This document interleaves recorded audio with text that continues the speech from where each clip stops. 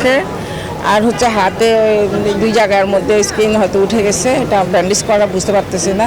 ওরা ঢুকার 5 মিনিটের মধ্যে আমি ঢুকছি, ঢুকি দেখি যে আমার জামাইয়ের সমস্ত মুখ পোড়া, এটা পোড়া, তারপর আরও ওই 10-12 জন। সোনারগাঁওয়ে মেঘনাঘাট বিদ্যুৎ কেন্দ্রের ক্যান্টিনে গ্যাস লিকেজ থেকে বিস্ফোরণের ঘটনায় অন্তত 12 জন দগ্ধ হয়েছে। তাদের মধ্যে 3 জনের অবস্থা আশঙ্কাজনক। সবাইকে রাজধানীর জাতীয় বার্ন ও প্লাস্টিক সার্জারি ইনস্টিটিউটে ভর্তি করা হয়েছে। এর বিস্তারিত দেখব রিপোর্টে।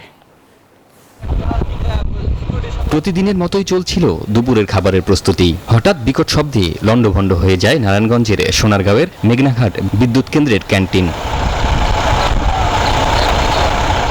গ্যাস লিকেজ থেকে হওয়া বিস্ফোরণে মুহূর্তেই অগ্নিদগ্ধ হন 12 জন কর্মী। তাদের নিয়ে আসা হয় জাতীয় বার্ন ও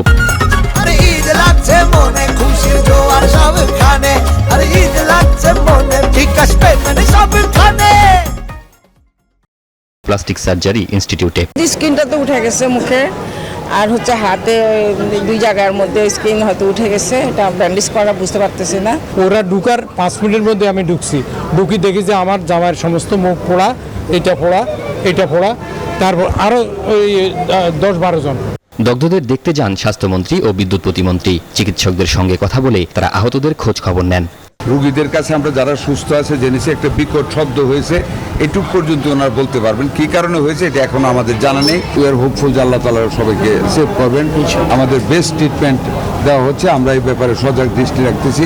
যদি ব্যবস্থাপনাগত ত্রুটি থাকে আমরা সেটা আগামীতে শুধরাবার চেষ্টা করব। কারোর যদি কোনো গাফিলতি থেকে থাকে সেটা যদি তদন্তে প্রমাণিত হয় তাকে অবশ্যই দৃষ্টান্তমূলক শাস্তির আওতায় আনব। বার্ন ইনস্টিটিউটের পরিচালক জানান, দগ্ধ 12 জনের মধ্যে 6 জনের শ্বাসনালী ক্ষতিগ্রস্ত হয়েছে। 3 জনের অবস্থা আশঙ্কাজনক। 3 জন পেশেন্ট আছে যাদের পার্সেন্টেজ অনেক বেশি এবং 6 জনের ইনহেলেশন ইনজুরি টোটাল আছে এবং বাকি 6 জনের ইনজুরিটা তুলনামূলক কম।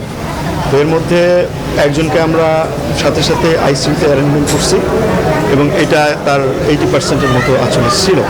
বিদেশি অর্থায়নে নির্মিত এই পাওয়ার প্ল্যান্টে নিরাপত্তার ব্যবস্থার কোনো ঘাটতি ছিল কিনা তা খতিয়ে দেখতে সংশ্লিষ্ট কর্মকর্তাদের সঙ্গে আলোচনার কথা জানিয়েছেন মন্ত্রীরা। ক্যান্টিন তারা অপারেট করছিল নাকি? শিহাব জাহিদ, নিউজ 24, ঢাকা।